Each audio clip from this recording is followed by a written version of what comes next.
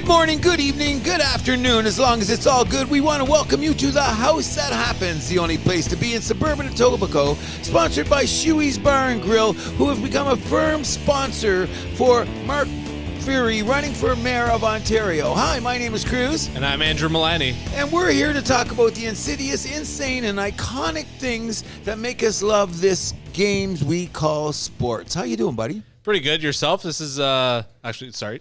No, go ahead. Please tell us what... No, I was just going to say this is an episode. This was previously recorded. Okay, that's cool. We should say that. Yeah. We don't want to have anybody fooled now, right? No, of course not. Okay. And we just had this one in the can just in case one of us couldn't make it one week. And this is going to be a topic show. Exactly. And you know how Andrew is with the women. Sometimes I got to let him go because, you know, when you have a stable like he does, I understand why you're going to be busy on the weekend. Got it, buddy? Well, I mean, I'm just going camping. So. Oh, okay. I had other ideas. In any event, the reason we're talking about topic shows, and we will be doing this in the future, is because we're both such huge sports lovers, we tend to argue about the tendencies, the structures, the foundations, the history of all things that go on in the great big wide world of sports, especially here in North America. Yes. Okay. And, sports, obviously, they're kind of always changing, especially at the professional level. Where, Evolution? And of course, there's the influx of money, which, we've been seeing that in the common day. But I came up with this theory, and Andrew decided to come along with it. So I have decided that I've picked out three people, and I seriously believe that these three people are the ones that have seriously changed the foundation, the structure, and even the quality of the games I like so much. And these people are Jacques Lemaire in the hockey world, Theo Epstein in the baseball world, and Steph Curry in the basketball world. Yes. You know what I'm saying? Fairly or unfairly, directly or indirectly, kind of changing their games for the better or worse. Okay, so I'm going to go a lot of worse here because what I'm going to say is this, is that we're going to start off and I'm going to have to give you a little preclude here. Full disclosure, everybody knows I'm a Habs disciple. The House That Happens keeps Habs on the tabs. And you got that little dyslexic... tabs on the Habs. Yeah. In any event, before we're going to do, because maybe I'm not always going to shine a light on Jacques Lemaire in a manner that people that know that what a devout disciple I am. And I have to say this, Jacques Lemaire did score one of the most important goals in the history of the Montreal Canadiens, considering he's a guy that won 8 cups in 12 years when he was playing. Yeah.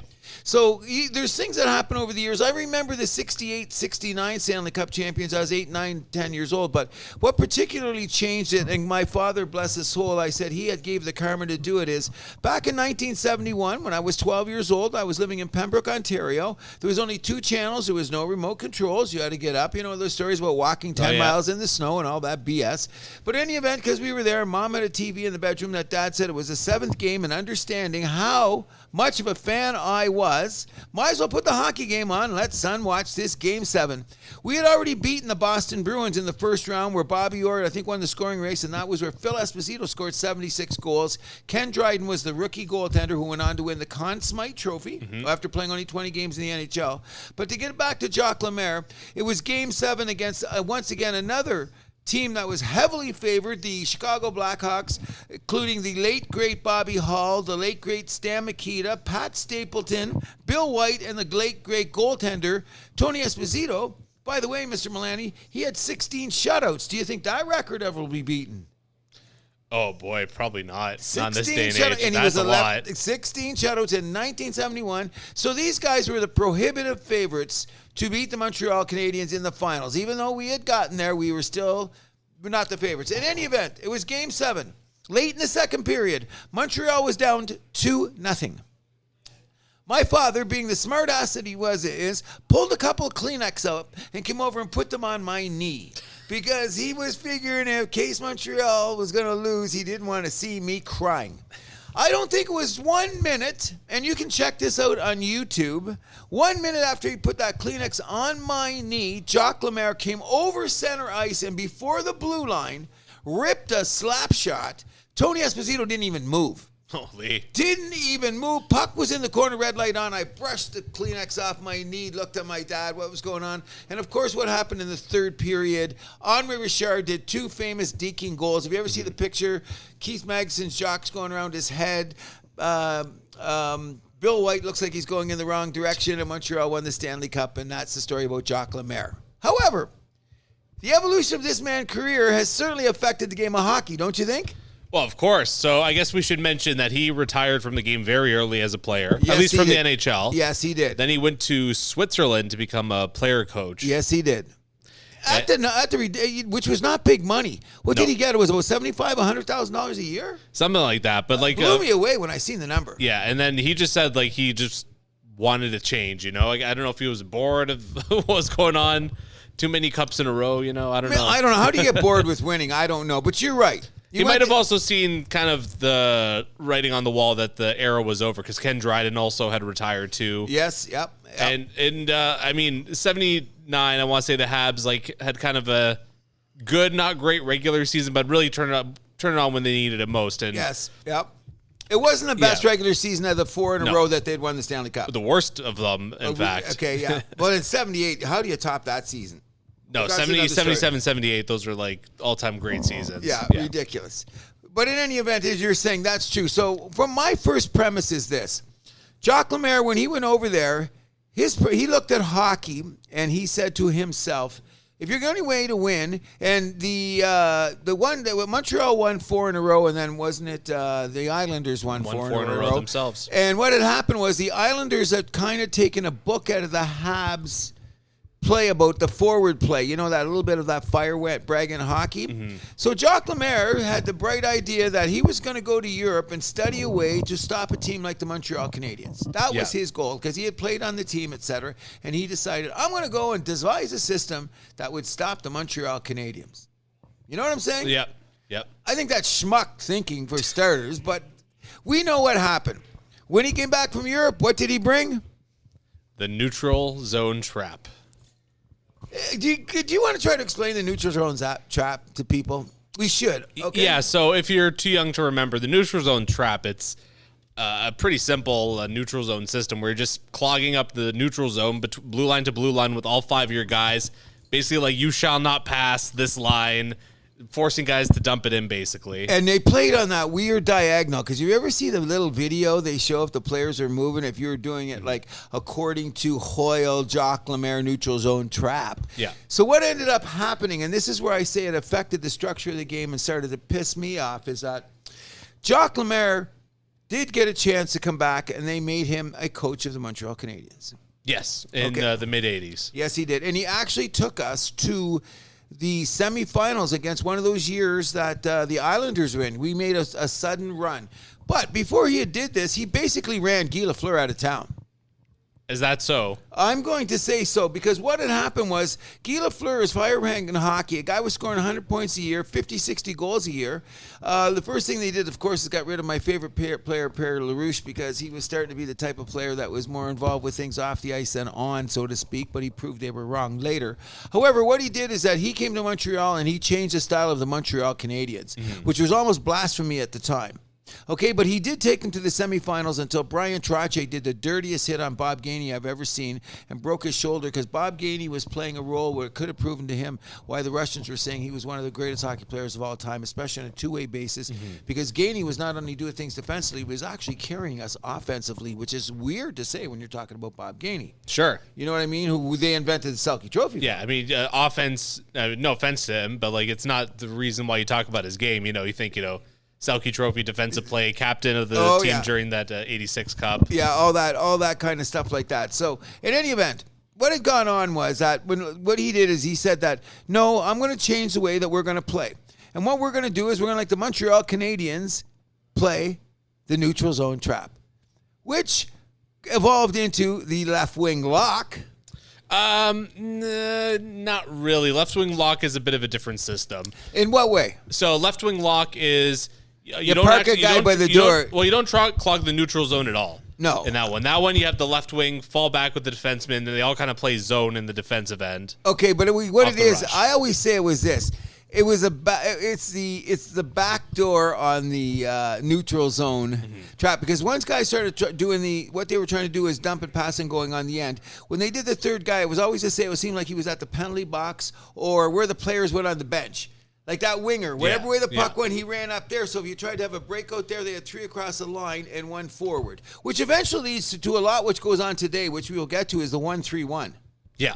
You know what I mean? Like a lot of the 1-3-1 which Tampa Bay popularized with, oh my God, what's his name? Guy Boucher. Yeah, Guy Boucher. Yes, yeah. Who, if Buffalo hired Mike Babcock, would have been coach of the Leafs. Interesting. Yeah. Interesting. I did not know that from a historical point of view. Yep. Okay, in any event, what goes on now is Jacques Lemaire comes along, and what we want to do is, I want to point it out, is here's what happened. By the time Jacques Lemaire established himself in 86 when the final we were going on, let's talk in the 80s here, and this is why I'm saying the structure of the game has changed.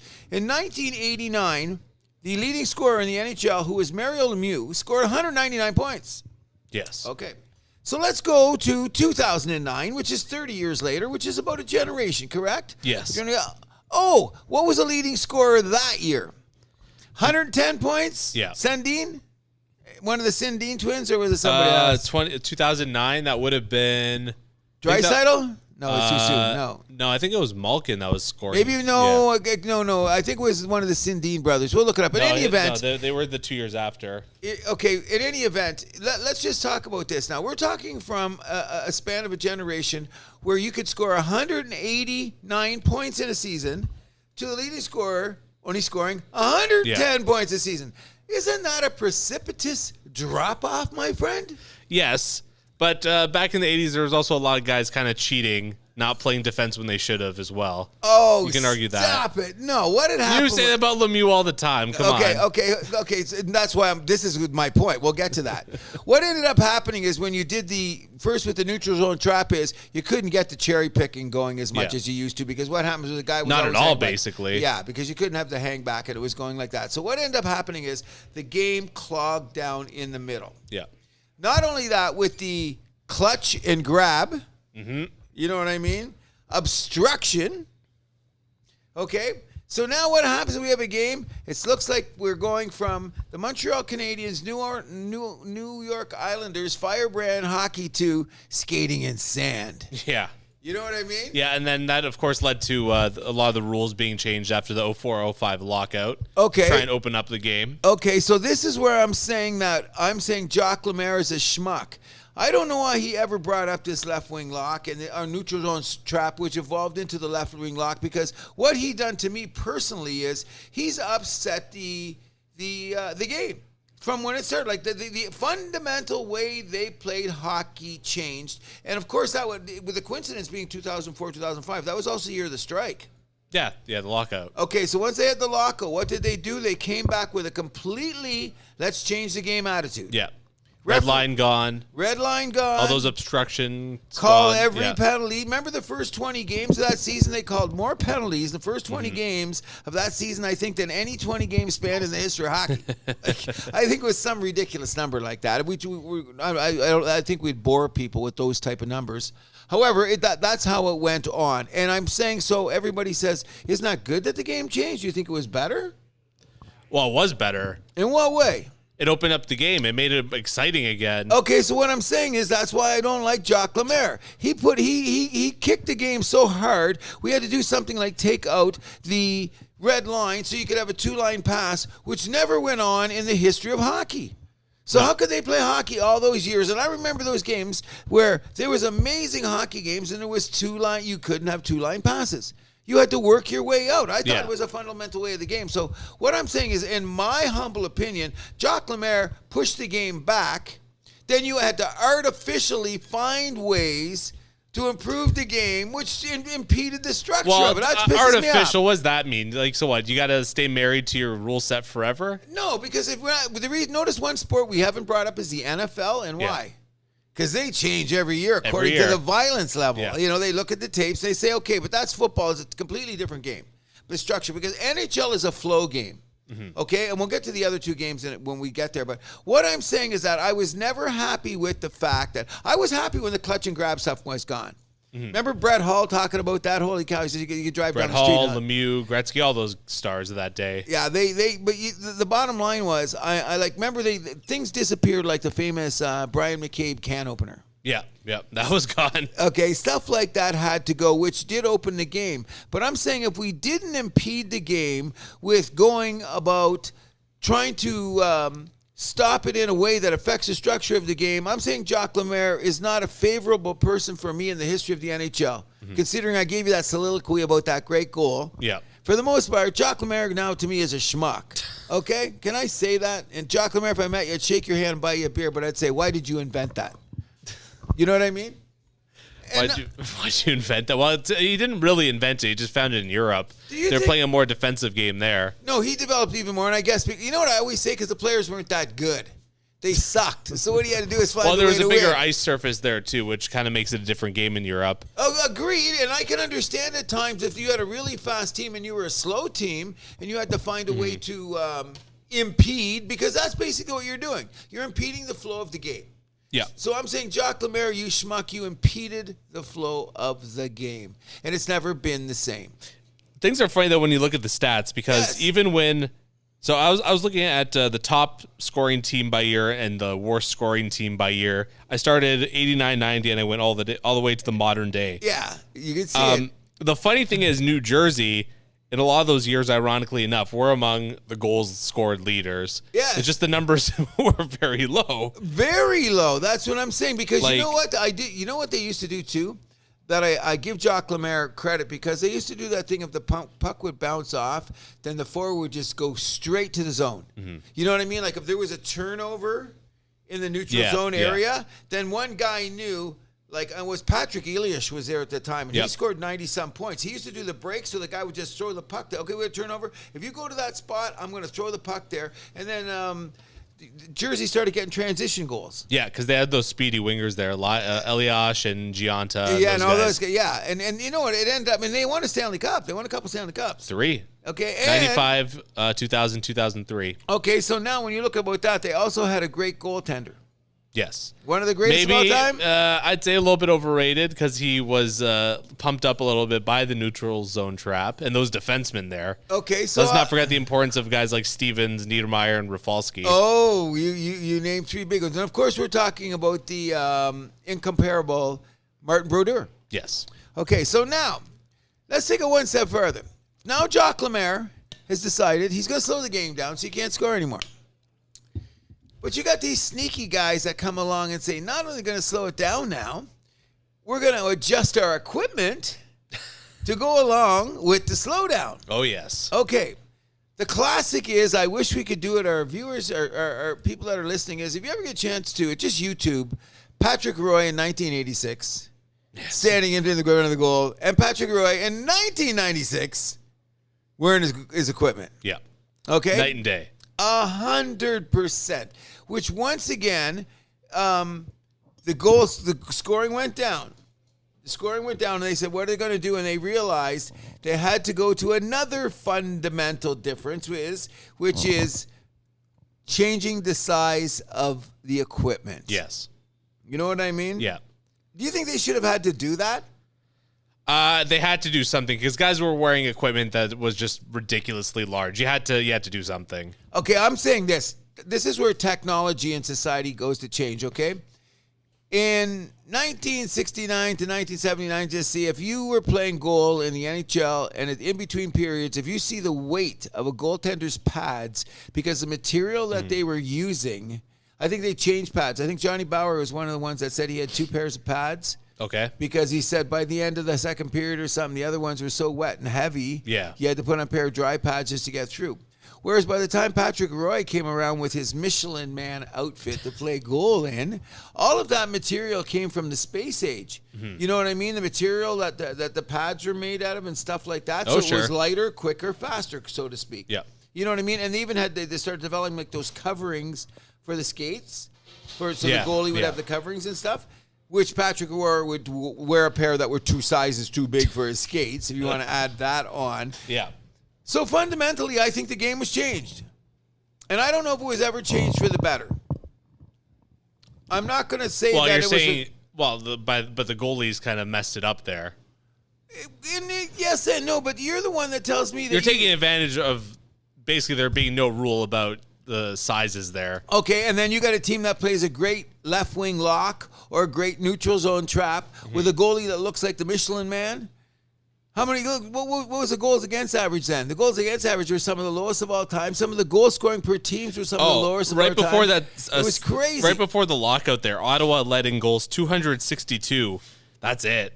260 goals in an your 80 best team game just schedule. had over 3 goals per game, and the league average was 2.57. Yeah, Jacques Lemaire. It started with Jacques Lemaire, bro, and then they just added it on. That I'm saying, but you know what? It was like the perfect storm when you think about it. You had the lock, you had the equipment problem, you had the slowdown of the game, and then you had a lockout. yeah. So the only thing I ever said about the lockout was the NHL did come back with a reset. Mm-hmm. When you come to think about it, they came back with a reset. Oh yeah, and I'm very much for, because I watch a lot more hockey even when I was younger. Because we always talk about I am quite a bit older than you, but that's irrelevant only in this way. When you watch some of those games back in the day, they were pretty damn good. However, the bottom line was, when you think about it, some of the slashing, grabbing, hooking, and stuff was just insane. Yeah. And especially when you got to those games, when you got to the last 5 minutes, sometimes when it became hand-to-hand combat. You know what I'm saying? Well, even you just think of the way penalties are called, where now you get upset when a penalty doesn't get called. Back then, you'd get upset when a penalty was called. Exactly. Yeah. You know what I mean? But I'm saying this. What it led to is, with this defensive thing and opening it up is, let's look at the game today, okay? I'm not sure what it is, but I think the leading scorer in the league this year had 300-some goals, right? It was over 300. The leading was no 260. Yeah, Edmonton had 325. Yeah, so that's last year Florida had 340. There you go. So that's way above what the average is. But so we're going to leave it at that for now before we move on. In this thing is that I'm saying that I don't know, when you get the evolution of the game, say we're just going to go in our generation from 89 to 2009. Yeah. I'm saying that it started with Jacques Lemaire and the equipment change and the labor lockout, and it fundamentally changed the game in a way that I don't think that the kids today will ever see the hockey that they seen back in the day. We're going to have hockey purists say it was better. We're going to have people like you that say it was worse because the goaltenders were terrible, and who's the Hall of Fame goalies of the time, and blah, blah, blah. Well, there was blah. also the goons that kind of set things back, too, in the 70s. Okay, and going into the 80s. So I will say this. Congratulations to we are in a state where the Vegas just won the Stanley Cup. Yes, and sir. We'll end on this note. Even though it evolved to this game here, and we're going to have plenty of time to revisit this subject, Florida did try to goon it up when they got to the finals because they thought that was the only way they could do it. And I want to say thank you, because I was leaning towards Florida winning this when the playoffs, when they started. I was kind of on that Florida bandwagon, not really at anybody in the race. But Vegas answered in an aggressive, physical way, and they were the better team, and they were the bigger players, and they ultimately bitch slapped them in 5 games with that horrendous 9-3 final. Yeah. You know what I mean? I don't know. You could tell me this, or what I know. One thing that you always said to me is that about the goaltending, the goaltenders might not have been good, and one thing that we didn't even bring up yet is the quality of the equipment. Well, we compressed hockey sticks. Oh, the sticks, and all that kind of stuff that you're going to have to add on to it, which has changed the game too, if you know what I mean. So I don't know where we're going to add it up, because what ends up happening is I'm saying that I still think there should be more scoring. I think that I don't know how you're going to open it, so to speak. Well, the game is opening up. It should be opening up even more. You know what I mean? Like, I'm glad there's no obstruction. What? This is the first year. What did Connor McDavid have this year? The first 150-point season in 1,000 years? Yeah. You know what I mean? Like, this is an anomaly. Yeah. And which tells you the greatness of Connor McDavid. Oh, sure. However, unless he wins the Stanley Cup, he's just another great player that didn't accomplish anything. Will he be on the Mount Rushmore? We'll have to see.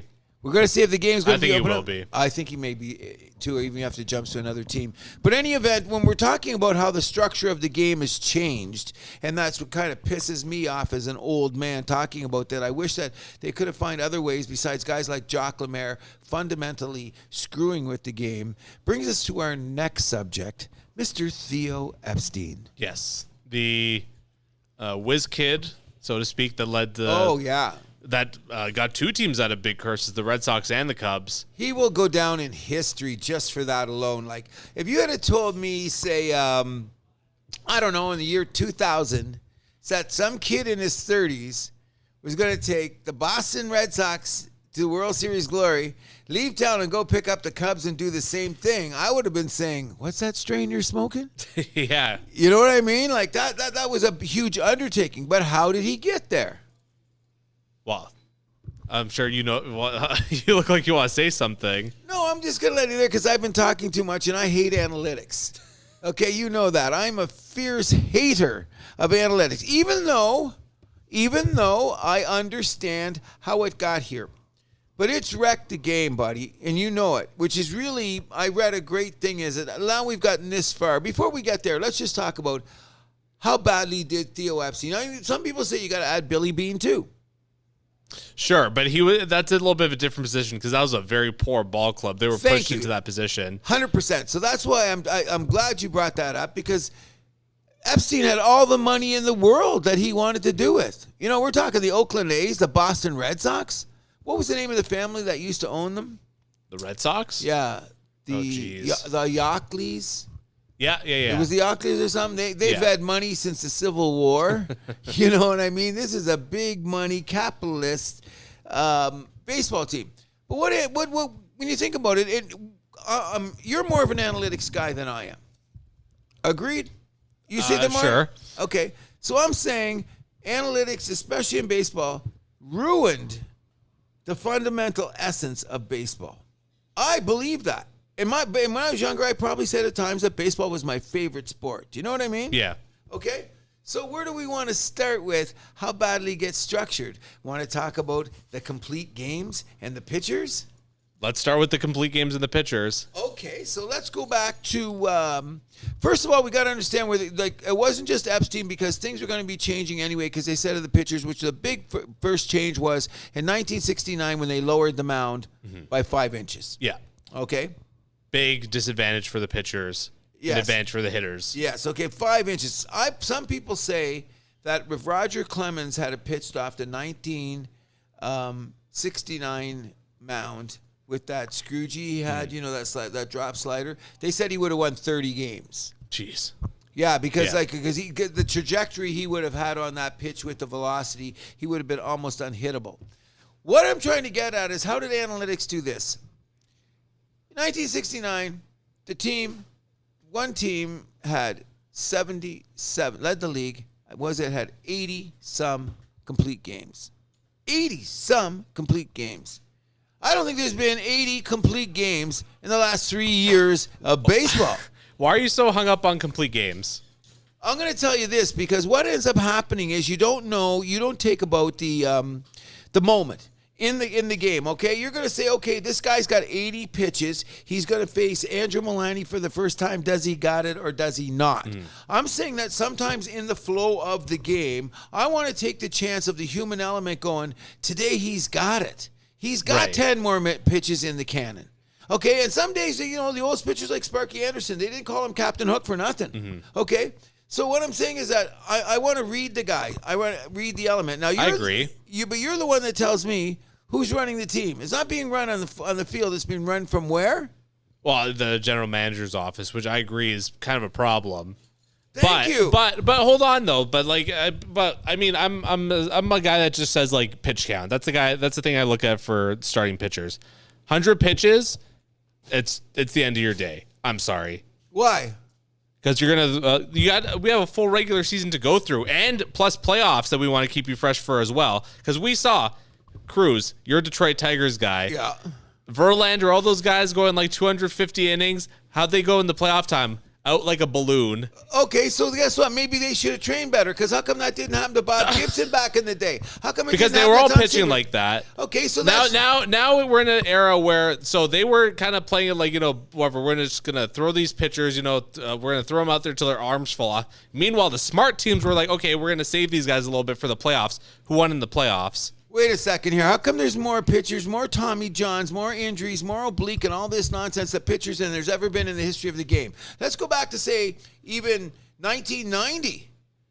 Okay. It was not the injuries that you're seeing in baseball today. It seems like guys want to run and get their Tommy John in. Because analytics the Tommy John, that rite of passage or some It is a rite of passage at this point. Come on. So I'm saying I think it's ridiculous. And the reason that I'm on the complete game thing so much is that when we're talking about the day-to-day in the 2023 season, I'm still saying I'm going to base it on the fact that except for the anomaly that is the Tampa Bay Rays, the teams that will be winning the divisions will be the teams that have the most quality starts. It usually works that way. Usually does. Okay, so when I'm saying that is when I have a quality start, it's 5 innings and 2 runs. So a guy pitches 200 innings, you give him $20 million a year. That's huge inflation where I come from, bro. Well, I mean, Major League Baseball makes huge money, so. Okay, we know that because the American capitalistic bullshit I always like to bring up. But that's not my point. My point is somewhere along the line, when Theo Epstein came in the game, he said, okay, I'm going to look at it this way. You give your spin rate, and you will increase the velocity on your ball while he's telling the batter to work on your launch angle. And what did we end up with? World record in strikeouts. That's my problem with where things have going in. Like, we're just home run, strikeout, no small ball. Exactly. Yeah, it was all or nothing, no in between. Okay. That's my problem. Okay, now that we're starting to get some level traction, playing field here. Okay, so let's take it one step further then. So we don't know that the night that guy could have thrown the extra pitch. You know what I mean? So now you're saying, okay, we're 3-2. Okay, the game is 3-2. All right, and we're around 100 pitches, but the guy seems to be on. Okay, but you take him out. Let's just say the perfect example, Blake Snell in the World Series at the pitch count. But he wasn't even close to 100 pitches, though. He was at 80. I think it was 89, wasn't it? I do believe I checked it later. It was somewhere in the 80s, but he could have gone on. Yeah, but what did they trust in analytics that said what? You're going to face Andrew Milani for the 3rd time. Better go sit down. Can't we take up the emotion of a game? Because in other games, you play on that. You know when the crowd gets up, or like especially in football, and the momentum changes, you let the guy go. Are we taking that out of the game with analytics? I mean, baseball's always kind of been like kind of a plug and play game, though. Don't you think, though? In what respect? Well, just like oh my God, what's his name? Earl Weaver, kind of was just known as a push button manager, right? Okay, but no, he was this way. First of all, there's different managers that did different things. Let's go back. Let's go to 2 classic managers, Earl Weaver and Sparky Anderson, which is 2 good ones to bring up. Because if you go back to the day, Earl Weaver's pitchers pitched a lot of complete games. Yeah. Sparky Anderson's teams, they'd be lucky to get to the 7th inning because in some respects, maybe Sparky Anderson is involved in this pitch count thing. But what I'm saying is that when you look at analytics and you look at spin rates and launch angles and there's no action in the game and nobody's scoring and stuff, what happened to the game? What do you mean what happened to the game? You had to change it fundamentally. Because what they did is analytics went so far as to invent this thing called the shift. Well, the shift was happening since what? The 60s? When did was in the World Series when oh my God, what's his name? Red Sox left-handed hitter. Oh my God, what am I blanking? Fred Lynn? No, the guy who never tipped his hat. Oh, Wade Boggs. No. Earlier, left-handed hitter, outfielder. Oh my God, I'm thinking one of the best hitters of all time. Why am I? Carly Yastrzemski. No. Before that. Oh my God. Before that, like what? Yeah. What era? Oh, was it like 50s, 60s? I'm trying to think of Ted Williams. Ted Williams. Okay, thank you. Ted Williams. Okay, I got there. Yeah. But he was a pure hitter. Sure. Okay. That's when the shift started. Okay, but how many times did they do that? Not many, but that's how it always starts, though. Okay, but guess what? What did Ted Williams learn to do immediately? What did he do? Drop a bunt? Or hit the ball, start to hit the ball the other way. Yeah. So then they got screwed. So here's what I'm saying.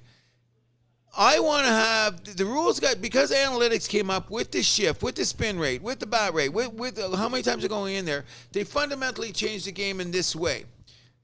I believe, since baseball at the beginning of time is, if I want to put 7 guys at second base, that should be my prerogative. Now, analytics has driven the games that they're telling you where you have to put play. Is that baseball when you're telling people where they got to play? Shouldn't you have the decision where you put them wherever you want? Now, I'm not going to put 9 Playing guys. The percentages, though. Okay, so that's analytics. Okay, so is it winning more World Series? Probably. In what respect? Do you think, did Houston use analytics that year that much? I guarantee they have a huge analytics department. Oh, everybody does. No. Let's not go there. Everybody has. They have that guy that's never swung a bat in his life, who's got a laptop that's got a voluminous amount of numbers, and I love to read numbers, but these guys, I can't imagine the numbers that they're reading. Come on, bro. Sure. What do you think of them? And how many do it? And when they do it over so many times, like they said when they're down in the minor leagues, when they were doing all this thing, and now they've decided. So what did Theo Epstein do to the game? Okay, he ended two horrendous droughts from 2 of America's most storied or beloved franchises. Is that how you'd speak? Yeah. The lovable Cubs. And two of the big sports cities in the States, too. Oh, 2 of the biggest. You know what I mean? Top 5 at all time. So, in his crafty way of designing it, because you know what? And I will agree with you when you said this. The difference between Billy Beane and Theo Epstein was what? Money. And Billy Beane was offered the Red Sox job. Let's not forget that. I forgot. I don't know why he didn't take it. Well, he had a daughter that lived in San Diego, so I heard about that too. Well, we've seen that in the movie. Yeah. Remember? But I also said it was this. I heard that he was a West Coast guy. Yeah. I just heard he was always a West Coast guy, and so he didn't want to live on the East Coast the way it is. So now that we've got all this analytics, okay, let's just check some other numbers. The home run leader in 1968-69 hit about 32 home runs. They lowered them down, and by the time we got back into the early 70s, guys were hitting 40 home runs again. Yeah. It was getting back up there, correct? Yeah. Okay. So how does that not change the fundamentals of baseball then? Why are we not arguing about that? About what? The mound. Okay, that's where it started. Okay, Yeah. so now I'm saying I was never known if I was too young to grasp it, but the numbers told me that pitchers got so damn good. And I think it was the era of the pitcher, because I think there's more Hall of Fame pitchers from the 60s than any other era. If you check the Hall of Fame, I think there's more than that. So they had to lower the mound because it was a dead ball era. But what they had to stop doing, here's another thing, speaking of ball, is how many times did the Major League Baseball play with the baseball to change the season? Was that proper? How many times? Oh, especially in recent years, that's the juiced balls was quite the hot topic. Theo Epstein has recently said, now that he's a consultant with Major League Baseball, he says that we can't be playing with the baseball anymore. Okay, wait a second, Theo. The Major League said they never played with the baseball. And then you're saying we shouldn't be playing. Well, somebody's lying. We all knew what was happening. Of course you do. It was all the way that they were like sewn together or something. Exactly, and the way they tightened the thing. And I remember even last year or the year before when guys were letting pitches go and they were flying around guys' head. Yeah. Because guys like Verlander were telling you that the laces were a little too high, so they weren't getting the proper grip and it was flying out of their hands. And then what did they do then? They let them use a little more sticky so that they could hold on to the ball. It wouldn't go by his head till now. They got to go to guys. If you put any more, look, they check the guy after every mound, which they should have been doing a long time ago. I do agree with that. I do agree with that element of change. Yeah, like there's the joke in Major League about the guy who's showing like all the different things like around they hit little things they hide in his uniform. He's got the jalapeno in his nose, like he's got this on this shoulder, this on this shoulder, this on the chest, you know. Okay, did you ever see Gaylord Perry? Do you know who Gaylord Perry is? Yeah. Okay, he's a Hall of Famer. Gaylord Perry is the poster child of cheating in baseball. Part of the reason when the umpire would go out to check on Gaylord Perry, his uniform looked so bad, his baseball hat looked like one of the best ones, the first ones ever made. and everything was greasy and dirty. So where do you find the grease and dirt on the guy? Well, he went out looking. They didn't know where it was. It was everywhere. It was everywhere. So what are they going to do with the guy? So he got away with it. And of course, there's the famous time when unfortunate name, by the way. What's that? Unfortunate name. Oh yeah, definitely. But they had the famous thing then. It turned out to be Don Sutton, who was later a Hall of Fame pitcher, where he did that thing off camera where they showed his hands, but they blacked out his head and blurred his voice, where he was taking about all the techniques they used to grease the ball. Any advantage they can get. The emery board. Yep. All that kind of stuff. And guys would always say if the ball would hit the foul ball, they get the catcher, so they throw it back to him really quick so they can find the scuff on the ball to throw it. Tommy John, who's not only known for the Tommy John surgery, was known for the master of knowing that. If Tommy John had a scuff on a baseball, he could make it sing frickin' the national anthem, which is just crazy.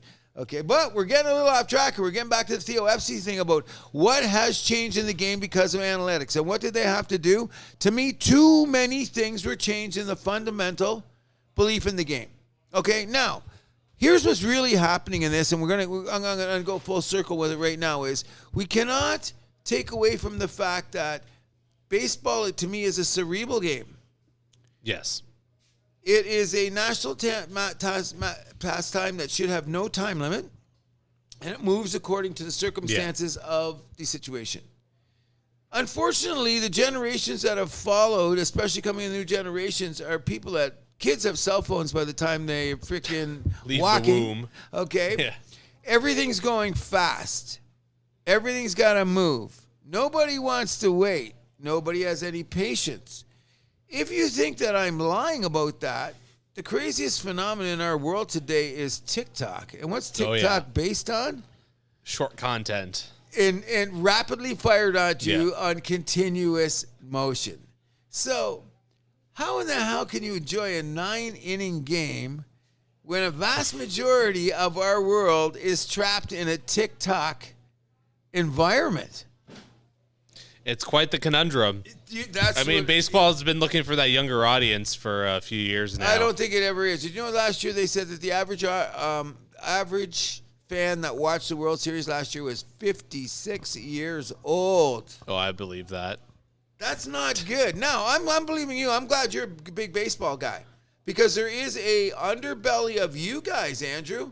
My boys, their crew, they're all going down to the games. You know what I mean? So I'm saying there is a constant underbelly there. And then, of course, that's why it's called a national pastime, because there's areas in baseball, because it's a local thing, that baseball will never die in America anyway.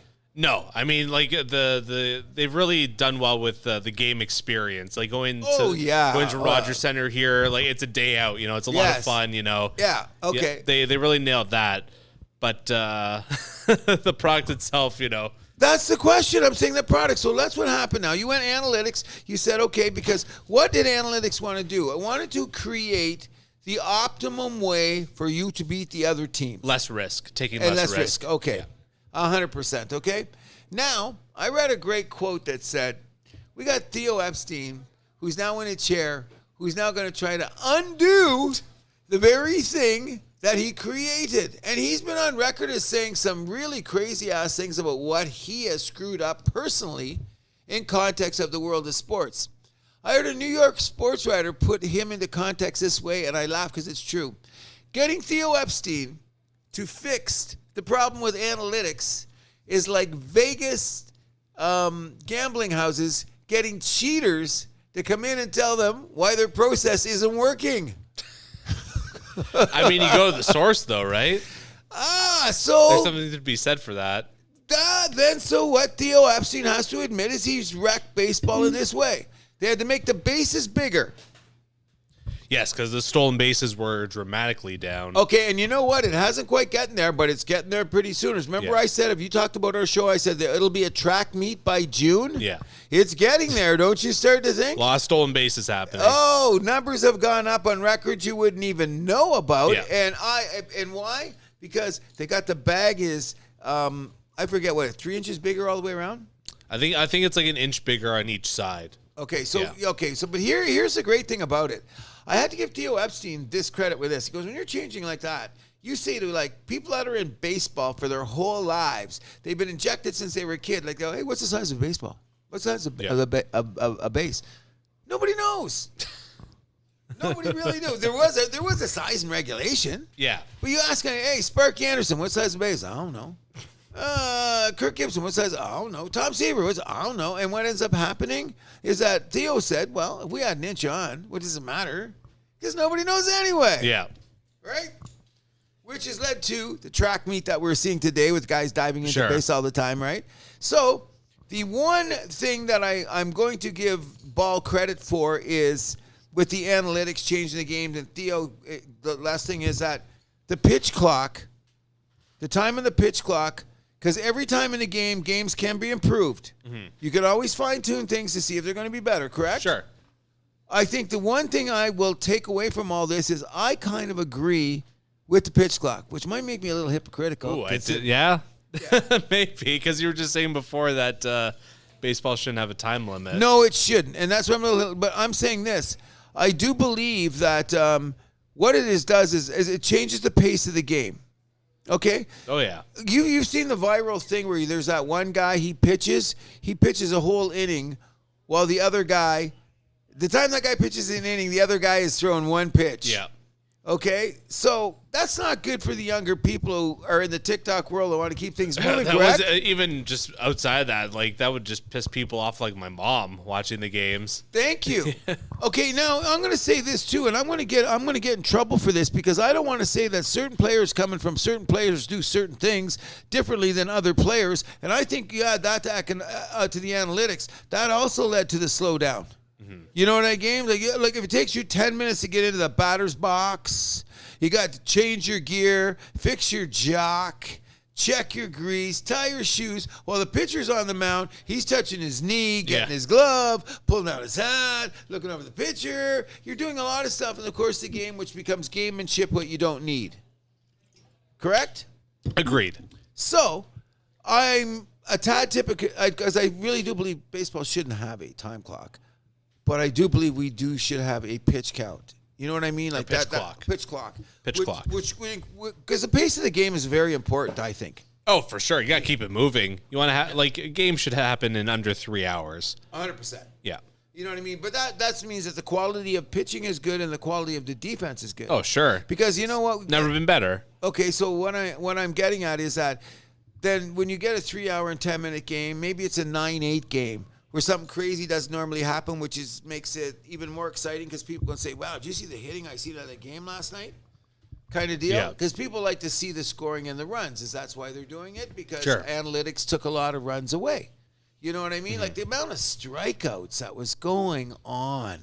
Oh, I know. It was getting to the point where each league was getting over 20,000 strikeouts over the season, which is insane because, like, late 90s was around, like, what, mid-teens? Mid-teens, if insane. That high, to that? Yeah, insane. But you know what? Theo is preaching this shit as they're in minor leagues, as they're coming up. Spin rate, launch angle, blah, blah, blah, shift and all that. So players becoming one-dimensional. I've never understood why you didn't lay it down a bunt when they had the shift on. I never got that either. Like the one that killed me was it for the Jays? I think Colby Rasmus. They'd always shift him. Yep. But then he would never, like, it's just like, buddy, just lay down a bunt. Third base is wide open. Push it, get a pool cue, poke it down there. You know what I mean? Yeah. But we can't just say it is now because the other major thing which I forgot to realize is that, and I think this is rec baseball anyway, in the sense that the American League, National League, Division, whatever, everybody plays everybody all the time. So there's no mystery. Yeah, you know what I mean? And someone says, well, that's great because if you played in this league, you'll never get to see this player and blah, blah, blah. And I'm going, but I like the thing where I didn't mind when they had interleague play. Just like in the midseason? And you played one team or two teams and that was it. Yeah. You know what I mean? I didn't mind that because what ended up happening is I would be remiss if we didn't say the other thing that changed baseball earlier before the analytics really got involved was they brought in the DH in 1976 or 73. Yeah, to the American League because scoring was down. Because scoring was down, and they said, well, we're going to try to get more with a designated hitter. what was it, 2 years ago now? Or was it this year, last year? Everyone's got a designated hitter now. So we'll never see a Bartolo Colon cranking a freaking home run at City Field. I mean, that one time during the game. No, but something had to be done because you had to normalize the rules of both leagues. The fact that the National League took so long to get there was ridiculous, and it was because like a one vote in the 80s that like someone like the owner wanted to let it happen, but then the guy was like, oh, because it was not for this coming season, it was the season after. He didn't know what he was supposed to vote, and the owner was fishing with his daughter or something. I heard that rumor too, but I so what? I'm glad he missed it. It's confirmed there's a mini 30 for 30 about it. Yeah, well, I'll take it one step further. I like that because it defined the difference in the leagues, which was another dynamic or dimension to the game that made you appreciate it more when the playoffs came. You know, and everyone said, well, the American League had the advantage. The American League didn't win that many more World Series because they won less since the DH came in, which is the weird part. Thank you. So that's what I'm saying. Like, when people add these things to change the game, I'm not saying it's necessarily making it better. But there's something as well to be said about pitchers coming up to, like, come on, these guys were all batting like 100. Don't you want a better product? I want a good hitter coming up. Okay, I've learned to live with it. Yeah. Okay, but when I was a kid, I thought it was cheesy. I did. I thought, why do those guys? Yeah, because I was a purist already. Because I was in high school. I was already a teenager. I was well into watching baseball by then, and I really loved the game. And I was going, okay. But when they did it, the National League was so staunch about having their style of play. Because what did establish in the history of baseball, when you talk from like say 1970 to 2000, there was definitely American League ball and National League ball. Oh, sure. A lot of double switches in the National League. Yeah, that kind of thing. Yeah, and you had to think about what you were doing before the game. Now it's more push button. Call up your analytics guy who's never swung a baseball bat in his life. Oh, buddy, he's at 72 and a half pitches, and he's facing Andrew Milani. Go make him sit down. But he's not even breaking a sweat. Well, my book says we got to put him over there and put him in the corner, and he can't pitch for the rest of the game. I hate that. I hate it. I think it's really ruined it. And I want to tell anybody out there, if you're listening to this, because we could have added a lot more stats, but that would have just bored you. Really go take a look at baseball from the turn of the century till now. What Theo Epstein has done to this game, good, bad, and ugly, is unbelievable, bro. Like, look what we've gone through now in the last 20 years, how baseball has shifted. This is not the game I grew up on. Well, it is and it isn't. Because they got a bat and a ball and bases and 60 feet and they run around. Okay, 90 feet. 90 feet, okay. Yeah. Okay, that's the same. Look at the myriad of things that have changed. Has it made the game better? Yet to be seen? Sure. Okay, so I'm going to say no. I'm not apropos to that. I'm not. I'm saying, like, everything can be refined and everything can be made better. But when you take away from the fundamental elements of what makes a game the way that it is, in a way that you're doing it without the human element, takes away from the entertainment aesthetic and puts people to sleep. Oh, sure. Like, I mean, the game has a heartbeat, right? Yes. When a guy strikes out, when you have a game and 27 batters and 14 of them strike out every game, come on. No, I know. That's no fun for anybody. Agreed. And that's what probably a little bit with the, I wonder if the Toronto Blue Jays strikeout rate this year. I bet you it's a little higher than most teams. We've been watching that. Probably. What we're going to be saying, you know what I mean? But I mean, it's hard to, like what we're doing here, we're not trashing them. We're just saying their impact on the game, be it good, bad, or ugly. And considering what Jacques Lemaire did in hockey and what Theo Epstein did in baseball, and you look at their trophy cases, it's hard to go, why did you do that when you got the hardware? Well, it's all about winning, right? That's what I'm saying. The pursuit of excellence. So what is the cost of winning? A poorer product? Huh? Well, we'll see. Well, that leads us into... There's ways to fix it, though. That's what I'm gaining from this. Okay, you give me... Okay, here's what I'm saying right now. If I had my way with a new change in baseball, real quick, and you give me what you think. First of all, I would say put the players wherever you want. Yeah, I'm not a big fan of the shift either. Okay, now learn to do that. So I don't like the shift. When teams did it, I agreed. It was ugly. It was. It showed how poor the hitting is. It showed how weak the players is to me. Put it down the other line. That's what I was. Well, hitting a baseball has always been one of the hardest things to do in sports, though. 100%. I will agree with that. So Yeah. learn to hit the other way. Or find other players that can do it. Easier said than done, I'm sure. Oh, they say it all the time, but I'm not apropos. You wrecked the game. Now, I can't really say that now because we have this other little issue before I go, and what we were going to change is to keep the game moving a little faster, how they do extra innings. Do you agree with that? Regular season, yes. I look at it in the way how it's like in the NHL, you have 3-on-3 overtime, right? Okay. It's a little thing. You put it in there just to speed things up. If that ever comes into postseason, I will lose my shit. Agreed. Of course, you could never do it. That would take away from the like they got planes to catch. Yeah. There's schedules. There's supply lines. The hotel is waiting. Got to clear it out. Like all these. Like was the Blue Jays Canada Day game against Cleveland a few years ago, where it went 20 innings or something? 19. Like, there you go. 19. Yeah, like I didn't mind it though, except you know what the problem with it was? Analytics fucked it up because so many people struck out. You go back and say the strikeouts in that game. 1 million freaking strikeouts. Why? Because they couldn't hit. Oh, I'm sure also too the players were just getting antsy, like just trying to end it just on their own by the end. Did you agree with that pitcher in the College World Series the other night? Threw 145 pitches. It was his third time he threw over 130 pitches this year. Jeez. His arm didn't even budge. Didn't even nothing of it. Because I'm saying this. We because of analytics and they're protecting guys' arms, why is there more injuries? We you know what I mean? Yeah. I will do that one more time. There's Well, way college more baseball, the season's a lot shorter though, right? I agree. Yeah. Okay, but it's not like baseball where you have like 30 starts you got to worry about plus another. On an average, a guy has 16 to 20 starts in college. Yeah, it's something like 16 to 20, but still doesn't matter. You're on that. You're still on a rotation. You know you're going to play. Sure. You know you're going to do this. So I'm of the belief that I want my guy throwing more because his arm will be stronger. Yeah, but I mean, they're like these guys are always doing like simulated games and stuff like that too. Stop it! Yeah. I pretend that freaking Pamela Anderson's my girlfriend. Come on, no, I don't want that. I want you throwing the ball.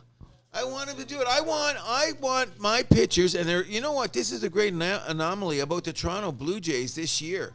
I heard on MLB the other night where a guy was saying, if you look at Toronto's raw baseball stats and you look at their record, something doesn't make sense. And of course, it's actually due to the quality starts they've wasted because they didn't hit. Well, we'll get into that in our regular show. But you know what I'm saying? Like that issue has come up, and I go, oh, okay, here we go again. You know what I mean? Yeah. No, but with these guys, I don't know. With the baseball pitchers, though, you don't want to have them like burnt out though by the time you get to postseason. Though that's always the thing. I'll go back to the Detroit Tigers with Verlander in those years. Okay, a couple of times they got a little overzealous with the amount of times they pitched, but I'm saying if he did this from the beginning of the season, and by postseason, they were always out of gas, always. How come they weren't out of gas in the 70s? Because they were all playing like that. It wasn't like I said before. Other teams, they saw the information. They're like, oh, we can actually conserve these guys. They could be, rolling more come playoff time. Let's do that. Instead, like Detroit and a few other teams, they're just throwing these guys out there, throwing them out there. Well, guess what? That catches up to you. I don't know, because then what ends up happening is we get the poster child for I don't think so, and his name is Blake Snell. Everywhere I've looked when I was talking about pitchers and going up, that guy's name came up, and New York but Post that was article, overthinking it by Tampa though. Because of analytics. Okay, sure, but I mean 100 pitches. That's it. Okay, so he wasn't even close. Okay, so Stroman threw 118 pitches in a complete game win about 2 weeks ago. Mm-hmm. Then Bassett, was it on Toronto? Complete game shutout. Yeah. He only threw 89 pitches, wasn't it? Or Love 99? Love it. That's what I'm saying. So why don't we say screw analytics? It's up to the composure and the economics of the pitcher of the day. It's a dangerous game to play, especially for a team that's looking towards the postseason. Because what if all of a sudden the guy's like a string of these starts and you're like, okay, it's nice now, but... So what do you do? Go to 6 starters then, or you do the Tampa Bay theory? The Every six, fifth day the you have 6 a starter pill bag thing, game? we've seen it in kind of small spurts. It's kind Could be the way to go. We see it in Asia too, right? It's in Asia now as we speak, which gets to my theory, because I'm being old school, is because everybody can't pitch that much anymore because we cater to them because they're all soft, sorry asses. Because I'm telling maybe you, teams want to win.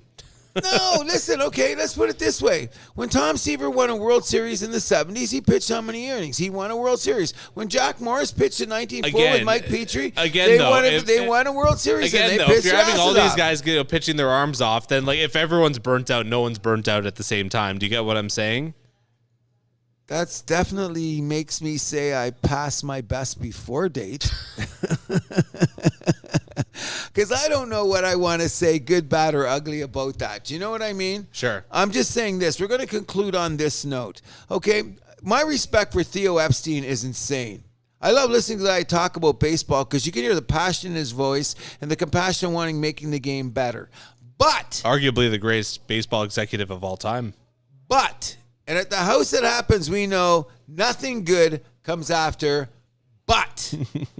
And I'm saying I'm going to wait to see because the jury is out. We're going to have to wait another 2 or 3 years, and even looking at the stats today to determine whether or not the complete takeover of analytics in the Theo Epstein, Billy Bean, and that Luciani guy who started in San Diego. He's got to be also a guy, I don't know if I say the names properly. I think he's died recently. God bless his soul.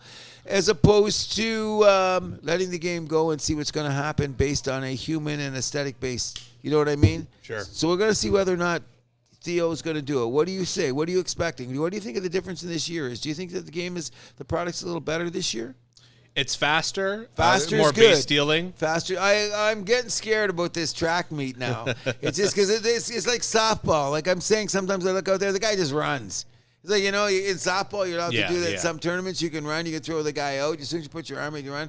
And that kind of makes me go, because another thing I don't like is they're saying they can't do it is that if a pitcher wants to throw over to first base 27 times, let him throw over there 27 times. I don't like that aspect of the game either. I'm not a big fan of that either. But, I mean, there can always be ways to tweak the rules. I mean, we got into that with the NFL. They do that every season, right? Well, I'm hoping they tweak that one too. And here's another one I want to do is that I don't necessarily believe that I should have to let my pitcher stay out there for 3 hitters.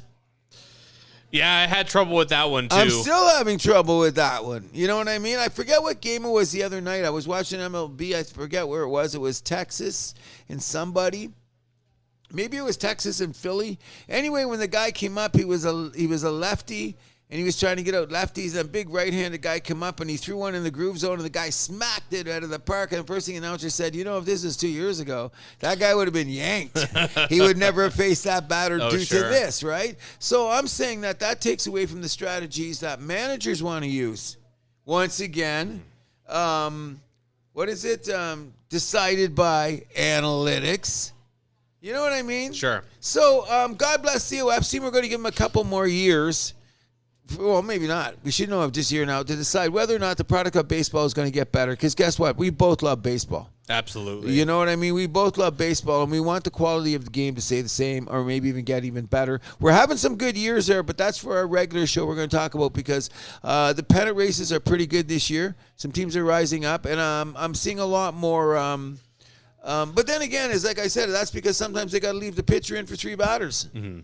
You know what I mean? Yeah, it changes the game. Simber the other night when we got to the 8th inning, when they brought him in, and he's not a short inning guy. What happened? He would have faced 1 batter with that Scroogey freaking throwing motion of his or 2. Yeah. By the time the 3rd comes up, that's not his time, and guess what happened? He got raked.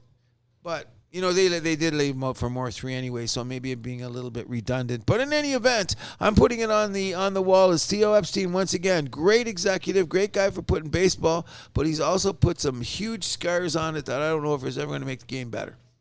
Simple as that. We'll see. You know what I mean? Which gets us to our 3rd character. You know who that is, correct? Mr. Steph Curry. The man who changed the way the three-pointer is used for better or for worse. Not only in the NBA, but on the playground as well. Oh, my God. So I like to say this about Steph Curry. He's like the Clint Eastwood movie. Good, bad, and ugly. Yes. It's all of that. Don't you agree? The best and worst of basketball. Okay, so in what respects? Okay, I want to look at it this way. back in the day, and we've said it here, if you just look at the top 10, and we did just before the show, the top 10 all-time 3-point scorers, guys that completed the most 3-point plays, are all from this century. Yes. Notably, a lot of them now are in the era of Steph Curry, who's now been in the league, 13 years? Yeah, 2009 he was drafted. Whatever the case may be. So now a lot of the top 10 have come in his era, including Klay Thompson, Damian Lillard, James Harden, Kyle Lowry, Kyle Korver. Yep. You know what I mean? That's all now. So what I'm saying is, and we did a show about this many times before, and I've always bringing it up, is when you say the great one, that's because he's the great one, and there's not a next one. Mm-hmm. There's only one. And that's what I'm saying. The beauty of Steph Curry's game, I'm not going to deny. He did change the game. I think he's a great player. I love his style. He's got one of the best handles in the league. And now, later in his career, he's a much better defensive player than he ever was. Oh, yeah. You know, when he was younger, a little thinner, getting knocked around. But Steph Curry can make shots. Not everybody in the league can make these shots. Oh, yeah. He's almost 43% from three for his career. Okay, so then what ends up happening is you get some of the worst-looking games I've ever seen in the history of my life, including, which I've alluded to you before, some of the worst Game 7s. And don't we love Game 7s? We're supposed to as sports fans. You got it. Some of the worst Game 7s I've ever seen in my life have been in the NBA. Mm-hmm. You know what I mean? Oh, yeah. Look at Boston, even this year. Like, what are they doing? Like, I like the old-school coaches. Like, if you threw up 5, okay, so you got hot. Mm-hmm. You're dropping the three. It's going to be good. When you miss, you should be 3 for 18. I don't want to see 3 for 18 basketball. It wasn't like that in the 90s and early 2000s. If you got your ass sat down on the bench, don't you agree? Oh, for sure. Well, I mean, 90s, early 2000s, like even the best teams in the league at making threes were making like 600, 700 per season. That was it. Yeah. Now what are they making? 1,000. Over 1,000. But look at the percentage and look what it's done to the flow of the game. Mm-hmm. Okay, now let's look at the last year Milwaukee-Boston. I think that's the worst Game 7 I've ever seen in my life. Okay, what was the shooting? At one point it was 4 for 20-something from 3 for Boston, and it was 3 for 18 or 28 for both teams. Oh, it was just so bad. So I thought that Miami got away from it a bit this year, and I say that Denver won more this year is because Denver can shoot the 3.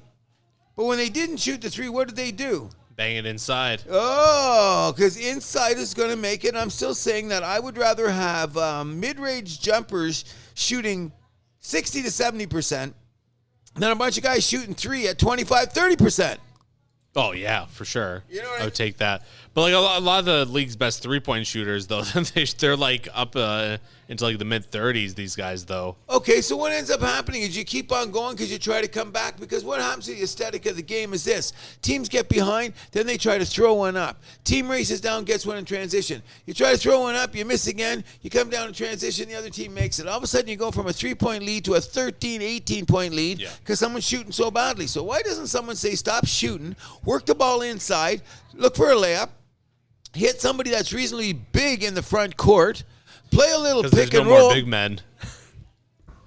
The Joker's a big man. He's the unicorn for a reason, though. He's a big man. Oh, what's his name? The guy, Przinski. Porzingis? Porzingis. But he's kind of a bitch, though. Well, he's always been a bitch, but he's still a big man. Sure, but he doesn't play that hard bruising game. Okay, and neither does Ayton. Ayton's a big man. Yeah. I heard they're going to ship him out of town. Let's look around the league. There's some big men.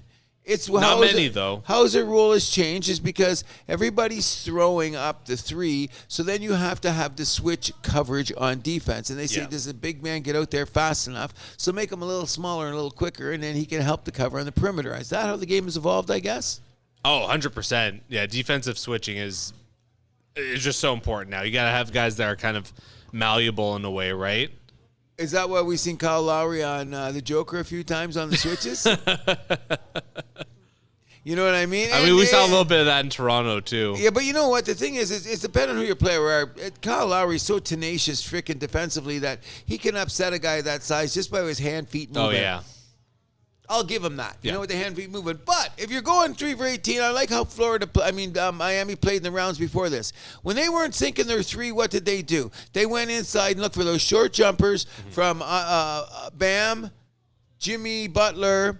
Who am I missing? The kid that's undrafted.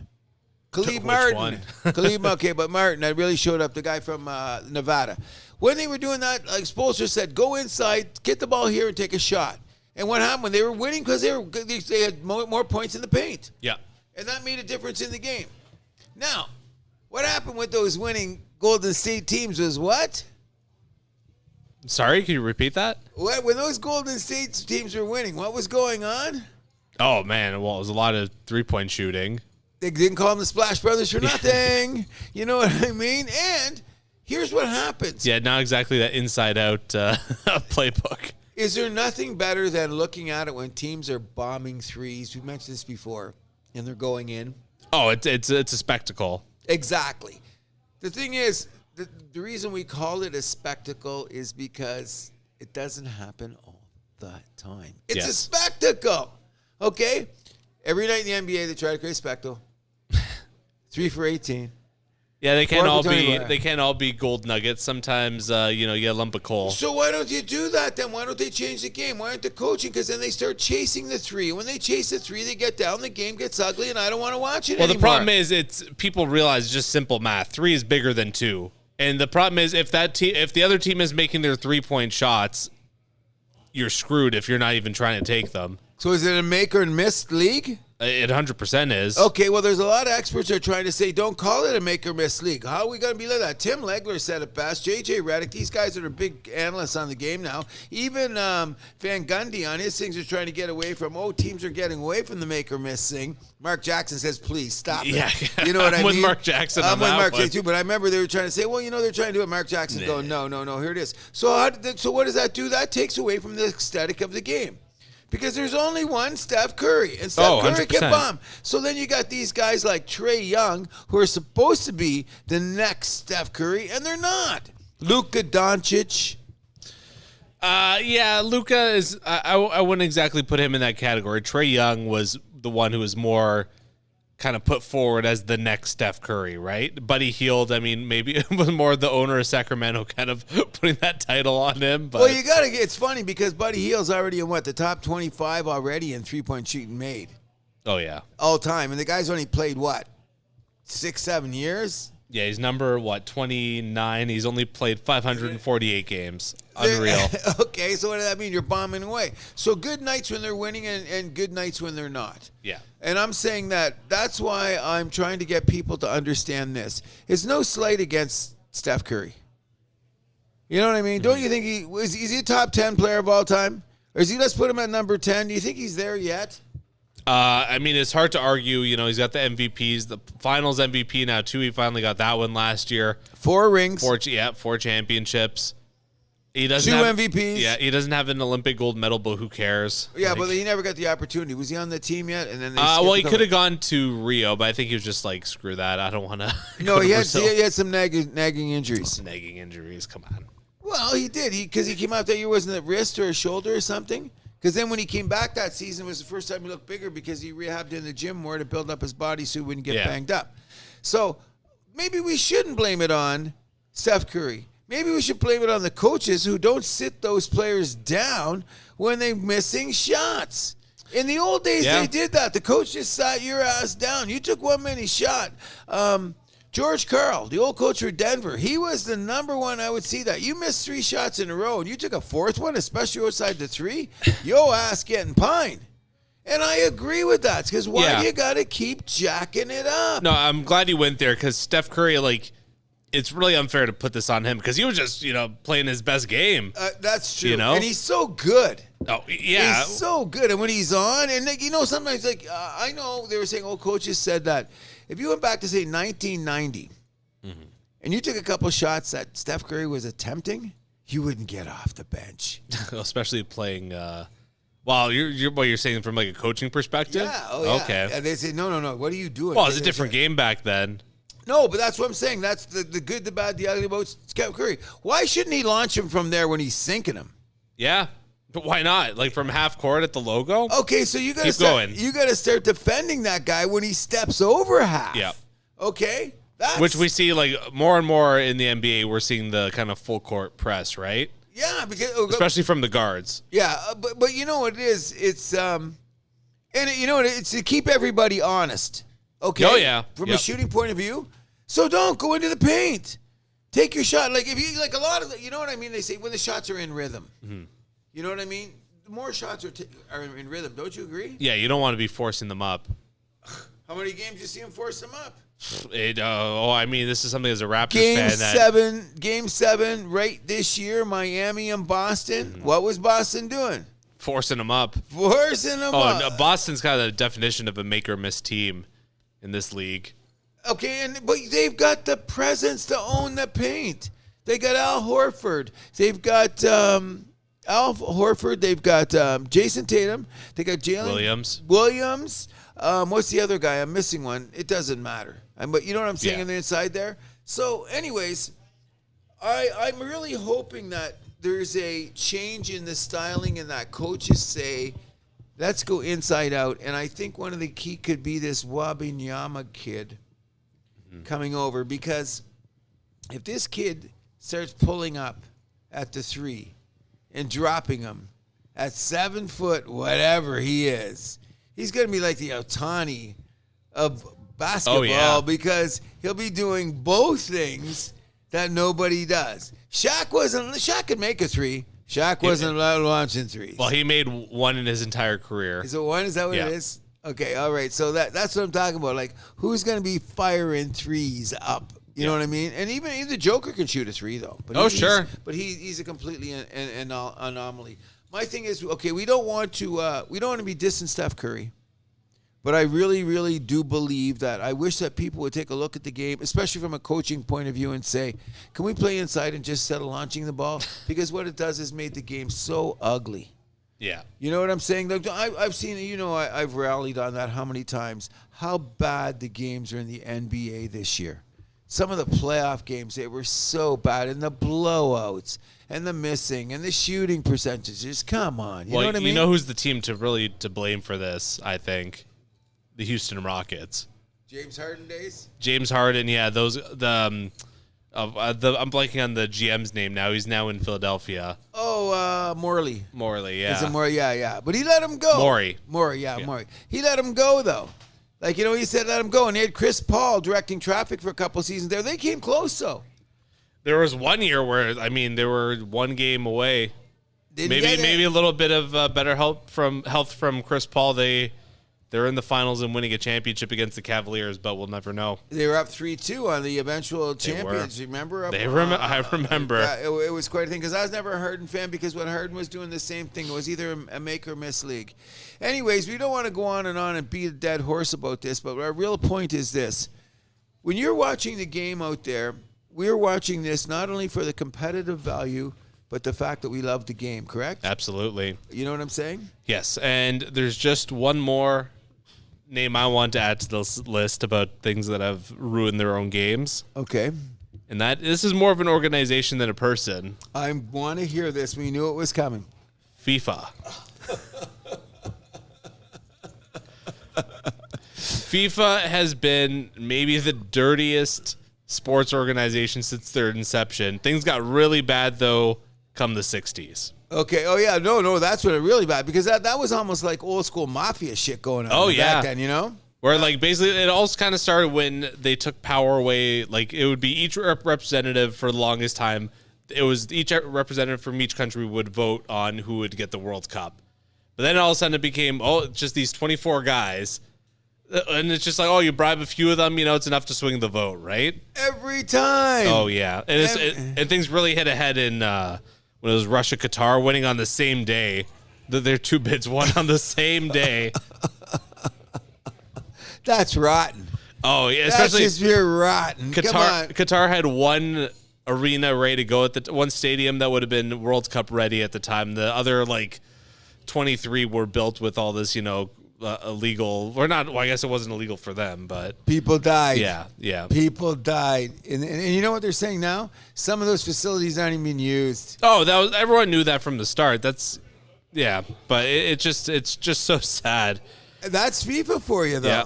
Money first. Oh, yeah. And then, I mean, it's affected the on-field product as well, which is probably the worst thing of all. So a lot of people point to the 2002 World Cup, the Japan-South Korea one. Two of the most controversial games in FIFA history. So there was the round of 16 game against Italy, where Italy had a clean goal disallowed, Totti given a red card for a non-existent dive, while South Korea was just getting away with murder. Well, because why? Oh, because they were hosting. The fix was in. Yeah, there we go. And then their next game against Spain had 2 good goals disallowed. Yeah. And where does but South Korea got knocked out in the round of 16 anyway, though, right? No. So they beat Italy round of 16. They beat Spain in the quarters. They lost in the semis to, I can't remember if it was Brazil or Germany, but they lost to one of those 2 teams. Well, they had to because that team were infinitely better. I remember that too. They when the South Korea gotten that far, you were shaking your head. Come on, you're going, really? South Korea, I know. South Korea, come on. And where have they been since then? Just next to nowhere. Okay, so that's what I mean. Like, that's why I don't think that ever changed in soccer, though. I think that's embedded in the culture. That's the way it's going to go. That's the way it's going to be. Yeah, I mean, you look at stuff like Calciopoli, too, the infamous Juventus scandal where they were bribing refs, hand-picking refs for games, and then manipulated the media as well because... But he was on it. Yeah. Yeah, but you know what? What did they do? Their penalty was they had to go down a division. They were back a year later, right? Yeah. Slapping the wrist? I mean, what else were you going to do, though? It's Juventus. They're like one of the soccer royalties in Italy, right? In the world. When you talk go. about, like, okay, let's put it this way. I'm not the biggest soccer fan in the world, buddy. But guess what? I knew who Juventus of Turin was. Yeah. You know what I mean? I knew who Real Madrid was. I knew who Barcelona. I knew who, what was that? Baynard, what was that? Bayern Munich. Bayern Munich, Manchester United. You just knew those things were there. So I don't know. You think was that corrupt in? England? Oh, I mean, I'm sure there's a lot of stuff we don't know about there. Because sometimes these countries would act all righteous when they're pointing the finger, and I always thought you're all in the same bed. It's only 24 of you. Yeah. You know what I mean? So, like, how can you say one thing and then do another? Well, I mean, I guess you can argue, though, that England got screwed by that World Cup bid. Because they had an infinitely better World Cup bid than Russia did. And not only that, they had the facilities ready to go. There you go. You know, to move it around and stuff like that. World-class facilities. World-class facilities, yes. You know what I mean? Because it was a home of soccer or whatever. Oh, I agree. So, like, I mean, when you come to think of it, and it's a good way as we get towards the end of this, is to say, like, we were talking about individuals who affected the structure, play, and the way we look at the game. But FIFA is a whole nother level of chicanery, corruption, insanity. You know what I mean? Yeah, and Havelang was kind of the one that kind of got things started there. He was just a straight, like, I'm taking bribes president. And then we went on to Sepp Blatter, who became more of, whatever it is. Where was he from? He is Swiss. Oh, right. Yeah. And then where the head of FIFA is, by the way.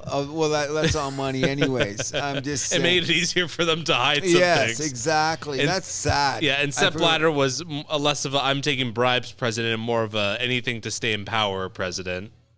He was there for a while, too, wasn't he? From 17 years, 122 days in power. Until he was impeached. Yeah, his ass was impeached. He was almost tarred and feathered by then. But you know what I mean? But does he think it matter? I wonder where he's living today. He's probably doing well for himself. He's not eating rice. I figure that much. He's only eating the rice he wants to eat, so to speak. You know what I mean?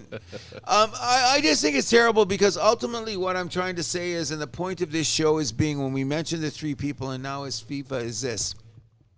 Not only we have to contend with the way that gambling affects the games all the time and analytics affects the game all the time, what really bothers me is I watch the games for the competitive nature of it.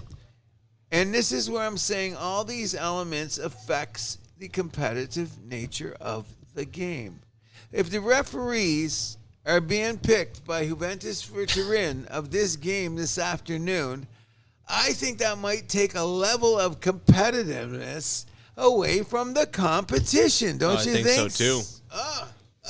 Now, we kind of alluded to this before, but where is the NFL in all this? The NFL is the greatest monolith run in the world today. The fact that it's North American is the only reason why it's not the biggest sport in the world, because people in Africa don't have helmets and goalposts. That's right. You know what I mean? People in Uruguay and those places haven't figured it out yet, because hey, listen, football is moving its way to where 2 games in, look at Jacksonville's going to be staying. Where is it? In England, or is it Germany for 2 games this year? Yeah. They're back to back. So that just tells you the expanse of it, which I think is more due to gambling, don't you? Maybe. I wouldn't doubt it.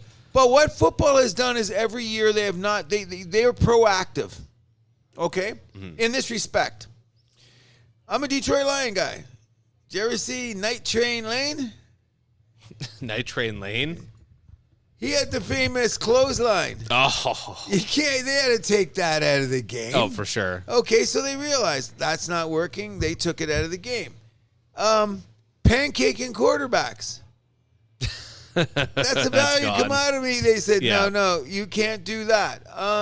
The year-to-year adjustments is what you're getting to. Yes, because they realize that it's going to affect their bottom line from a aesthetic point of view, but not only that, from a scoring point of view. Yes. You know what I mean? Because I remember, like way back in the day when you had Deacon Jones and the fearsome foursomes on the Rams and the Purple People Eaters on the Minnesota Vikings, the 85 Bears defense and stuff like that. These just killed you. Oh, yeah. These guys just murdered you, and to a point where they had to do things like the Mel Blount rule.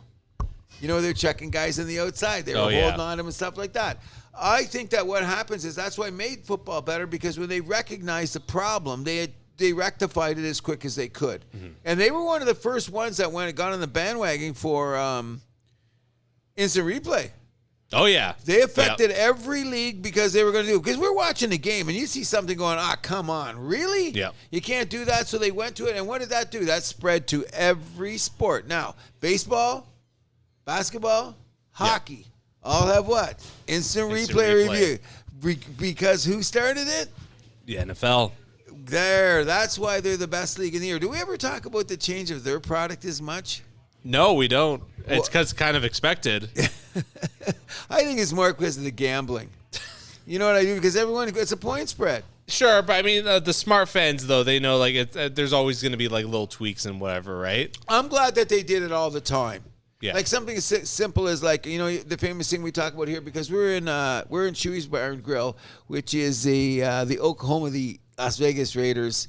The famous Lester Hayes, Fred Biletnikoff smearing themselves in Stickum. Oh, yeah. You know, and then the NFL took a look and said, no, we can't have that. And they just took it away. You know what I'm saying? We can't have guys being clotheslined. We can't have people hitting people on the back of the knees like the year Brady got hurt. Yep. You know, those blindside stuff like that. So it's very cool that football's proactive. Yes. You know what I mean? And it's not going to change. I'm saying in your lifetime, football will be the biggest sport in the world. Okay. Nah, never. No, soccer can't be beat. No. Soccer can't. What am I saying? It can't be beat because it's played in the corner of the world where the people never even know what a football helmet is. Sure. But everyone's got a shorts and a ball. Yeah. Agreed? Yeah. And that kind of reminds me of, I guess, Formula One, where like it's always been the same thing. You know, it's just, fastest car wins. There's usually just one team that's running circles around the other ones. Then get better. Yeah. Oh, exactly. Get better. And that's why I love the competitive nature of it. And that's why sometimes I wish there was like, ultimately as we approach the end of this show, ultimately is this. All of these people devise ways to do what? Win. Whether we liked it or not, whether or not it took away from the aesthetic of the game, whether it made things more ugly, them people got rings. Yeah. You know what I'm saying? So they did something right. In they're in the history books. I don't know if I like the way that it looks, but when you get the ring, you did something right. Yeah. Agreed? And you know what? Maybe you need people to, do something a little bit shitty so we can learn from that and learn what to do in the future. You think so? I think so. So you think maybe, yeah, you got to make mistakes. You got to, not necessarily mistakes, but you got to, if you don't deviate from the norm, nothing will ever change. Exactly. I will accept that. Okay, you got a good point there. And let's end it this way then. Maybe Jacques Lemaire was looking for that kind of a change. Deviate from the norm, or we won't get better. That's exactly what he said, basically, about going to Switzerland. There you go. Theo Epstein said what? I'm going to find a way to make the two biggest droughts in baseball end, and I'm going to do it. And what did he do? He won. Multiple times. Steph Curry, what did he do? He won championships and MVPs. Multiple times. So when you're listening to this show, we're going to do more topics later. We'd like to put it out there. I really enjoyed this show, by the way. Yeah, it was a good one. Yes, I do. I really enjoyed it. In fact, if you're really listening to what we were saying is, go back and study your history and take a look at how the game's been changed. And like I said, I'm getting to be the, what do you call it, get off your lawn guy. Yeah. Honorable mention to NASCAR for screwing up their system by implementing their stupid playoff system, which I still don't understand how that flies with the fans. But I don't even understand how they figure out the playoff system with that. I'm going, what? How do you have playoffs in frickin'? You just got to beat this guy, and it's a race in a race. It's stupid. Just keep the simple point system. I agree with it, and as long as you got the tide on the front of your hood, I guess that makes it whatever. I don't know. Anyways, Mr. Milani, I thoroughly enjoyed this show. I'm glad that we could take a look at the history of sports, why we look at it, and where it's going to get better for worse. Is there anything you have to say before we close? That's just about it. That's good. So you'll find us all the time. You know where we're out there? You know where we find us, bro? So you can find us. We are, of course, The House That Happens. Yes. You can find us on most places right now where you could find your podcast. Just give me 1 second, please. My sister was happy that we're on Spotify. Yes, we are indeed on Spotify. She was very happy because she went to Spotify and said, I found you guys. That's so cool. She's happy to hear our show, by the way. So we are on Podbean, Spotify, Amazon Music, iHeart Radio, Player FM, Samsung, Podchaser, and Boomplay. I'm not sure what Boomplay. I'm not sure what it is either, but we're there. And then, of course, you can find us on Facebook, Instagram, TikTok. And what am I missing? Facebook, Instagram, TikTok, and Twitter. Most importantly of all, we want to thank you very much for listening. We've been out with 50-plus shows. We're going to expand what we want to do. And everybody out there that's give us comments, encouragement, and say, keep this going, we appreciate immensely. Agreed? Agreed. On that note, my name is Cruz. And I'm Andrew Milani. And this is The House That Happens. And remember, we keep the vibe alive.